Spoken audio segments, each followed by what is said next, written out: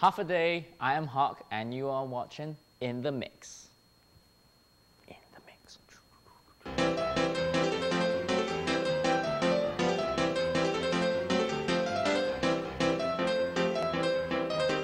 Born in Tokyo, Japan, raised in Oxford, England, Hokuto Konishi, better known as Hawk, with his unique signature braids and infectious personality, began dancing at the age of 15. Back then, there was a Japanese dance TV program called Rave 2001, and I watched it, and that was it pretty much. I hadn't really had dancing around my life before that, so yeah, the feeling I got was so different and crazy that I wanted to basically do that to other people and share that feeling. The first year after I watched it on TV, I didn't know, I didn't have any people around me that danced, I didn't know of any studios, I didn't even know how to get into it. So I recorded everything every week, and then I'd watch it and practice stuff in front of the mirror, and then a year later, they actually mentioned about a dance studio that wasn't that far away from my place, so the next day I just called them up and I went, and yeah, from there, got into it. Although I think this guy could pretty much do any style he sets his mind on. His dance background consists of b-boying, hip-hop, popping, and locking. As for what his favorite style is... That's a difficult question.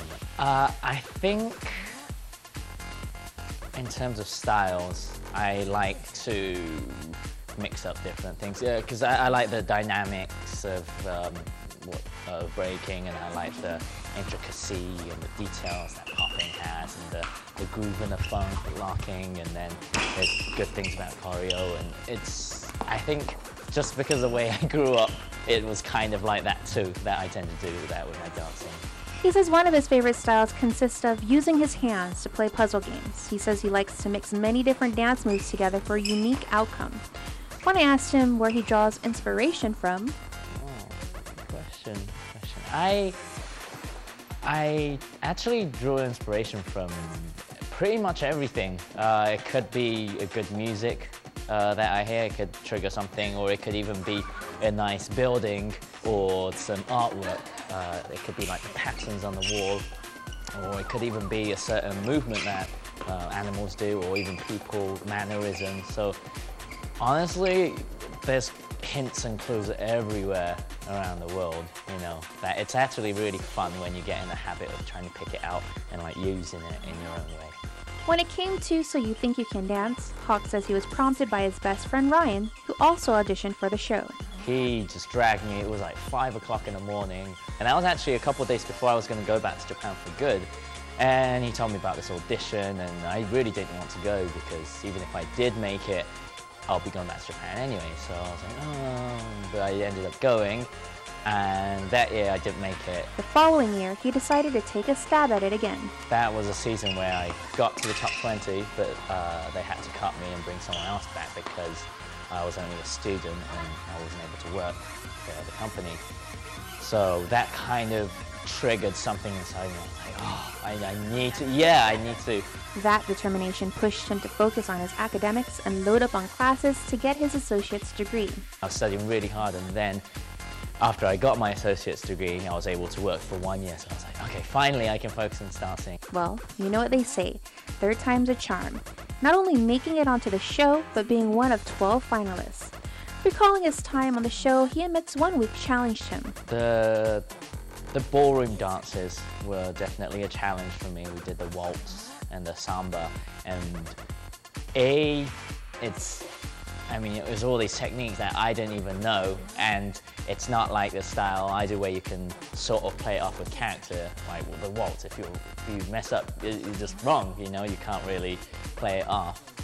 And the thing is, with partner dancing, the guy has to lead the girl, so even if you have no idea, you have to act as if you know everything. So I think that was very, very stressful mentally. Since 2007, Hawk has been a member of Quest Crew, and in March of 2009, experienced the Big W on Season 3 of MTV's show America's Best Dance Crew. Although I personally like the Britney Spears Challenge Week where the crew showed their feminine side, he says that even though he enjoyed each challenge, he admits he does have a favorite. With ABDC, you get to basically you get the challenge, but you get to do it with like your closest people, and you get to choreograph it, so you have more control. And it was fun trying to kind of like catch people off guard every week. It's like, okay, we showed them this, now they're gonna expect it, so we're gonna hit them over here. And then when they look around, they're gonna get from the bottom, and then, but I think one of the favorites was the Magic Week. Most people don't even remember it because Beat Freaks did really good, yeah, for that week. But there were some teams that, like the stagehands, did the actual magic trick, but the trick we happened to get, we had to do it ourselves. So we had to incorporate it with the dancing and timing and the angles and everything. But we were able to come up with a good like storyline and make a full circle. So personally, I really like that piece. Since then, Hawk has been touring the US and Canada with Quest, performing, and after choreographing LMFAO's smash hit Party Rock Anthem, he's continued on working with them to choreograph for their other music videos, Sexy and I Know It, and Sorry for Party Rocking, as well as choreographing and directing the world tour. Since 2012, he's been the artistic director of the Residency Club show at XS in Las Vegas, hosted by Red Foo from LMFAO. He's also went on to choreograph several music videos, do guest stunts on TV shows. He's even had a performance from So You Think You Can Dance that was choreographed by Wade Robson that earned an Emmy. With so much done in so little time, is there any moment that sticks out for him?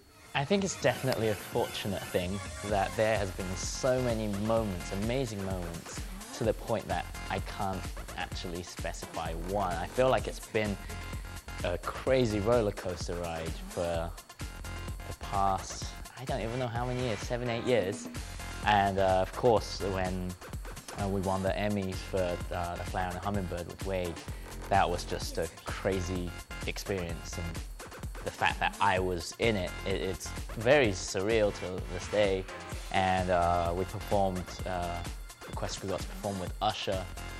I don't even remember how many people, but I think that was the Guinness record of the most people in the arena or something. But it was so massive to the point that it seems so small because it's so far that you can't really see. That was definitely an experience. Working with LMFAO, being on a world tour with them for 2 years. And yeah, when Red Foo asked me to choreograph Party Rock Anthem, we had no idea the song was going to blow up that much. Yeah, and I'm sure he didn't either. So yeah, that was a crazy ride. And I just really want to thank everything that has happened to me and everyone that has supported me on the way. It's really, really a blessing to be able to do what I love. And on top of all of that, Hawk still finds time to hold workshops and finds it an experience being in a room full of people who are just as passionate about dance as he is. I love the fact that I'm able to go to different places in the world and teach, because the first reason I started dancing was to kind of share that feeling, and I really want to become that person that can deliver it, and to be able to do that, it's really amazing. And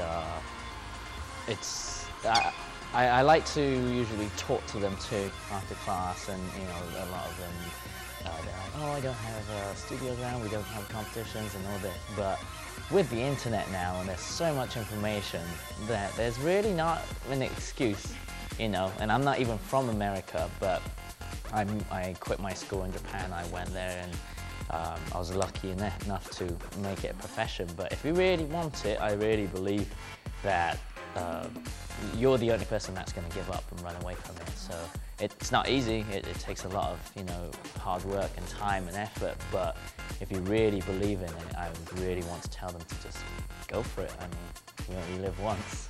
Arriving on Guam this morning, he's already soaking up what the island has to offer. I love the chill feeling, and it's nice and hot, beaches and palm trees around. I love it. I'm excited actually to get to see the island, meet people, eat food, dance around.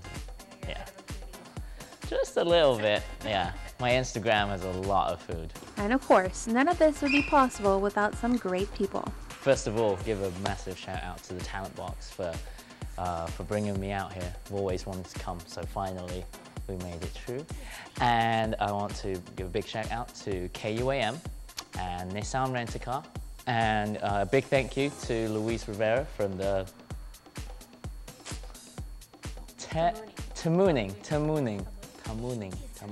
Okay. I also want to give a big thank you to Luis Rivera from the Tamooning Mayor's Office, and Calvo Select Care, McDonald's, Burger King. Big shout out to Crowns, DNA, Del Monaco, Touré Cafe, and the Baldiga Group. And yeah, thank you everyone for bringing me out here and have lots of fun. Summer Quest Fest 2013 continues at the Tamooning Community Senior Center on Friday.